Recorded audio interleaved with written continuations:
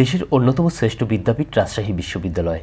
প্রতি বছর হাজার হাজার শিক্ষার্থী এই বিশ্ববিদ্যালয় থেকে যেমন বিদ্যার আলো নিয়ে বের হচ্ছেন, তেমনি এই শিক্ষার্থীদের সেবায় নিয়োজিত থেকেই প্রতি বছর অসংখ্য শিশু শিক্ষার আলো বঞ্চিত হয়ে অন্ধকারে হারিয়ে যাচ্ছে। একই বিদ্যাপীঠের এই দুই বিপরীত চিত্র যুগ যুগ ধরে চলে আসছে রাজশাহী বিশ্ববিদ্যালয়ে। শিক্ষার্থীদের সেবায় নিয়োজিত থেকে নিজে পাঠদান বঞ্চিত এমনই এক শিশুর নাম সাকিব। অভাবের তাড়নায় দিনে 40 টাকা মজুরিতে দোকানে কাজ করে সাকিব।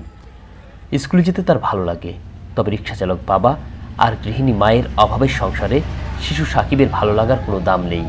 3 ভাইয়ের মধ্যে সবার বড় সাকিবকে তাই বেছে নিতে হয়েছে দোকানের শিক্ষার্থীদের সেবার কাজ। সাকিবের সাথে কথা বলতে গেলে ক্যামেরার সামনে নির্বাক পাথর হয়ে যায় সে। সুযোগ পেলে আবারও স্কুলে যাবে, শুধু এটুকুই সেরাঙ্গিতে বলেই তার কথা শেষ।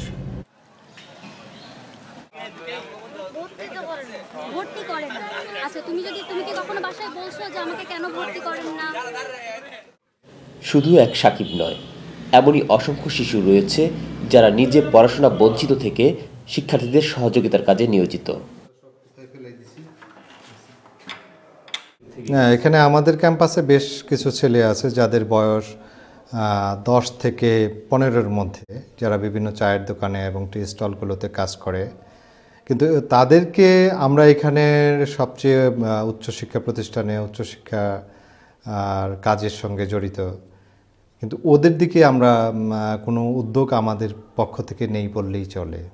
এইটা বিশ্ববিদ্যালয়ের বিষয়টি তো বিশ্ববিদ্যালয় কর্তৃপক্ষ জানেন, তবে আমি দেখিনি মানে এই ধরনের উদ্যোগ যে তাদেরকে পড়ানোর বিষয়ে কিংবা তাদেরকে মেইন স্ট্রিমে নিয়ে আসার জন্যে এই ধরনের উদ্যোগ আমি এই বিশ্ববিদ্যালয়ে 3 বছর ধরে আছি, আমি দেখিনি। আমাদের কাজ তো শিক্ষা দান করা, হ্যাঁ, তাদেরকেও যদি নিয়ে আসা যায়, তাদেরকে যদি ন্যূনতম স্বাক্ষর জ্ঞানটা করানো যায়, তাহলে করানো উচিত।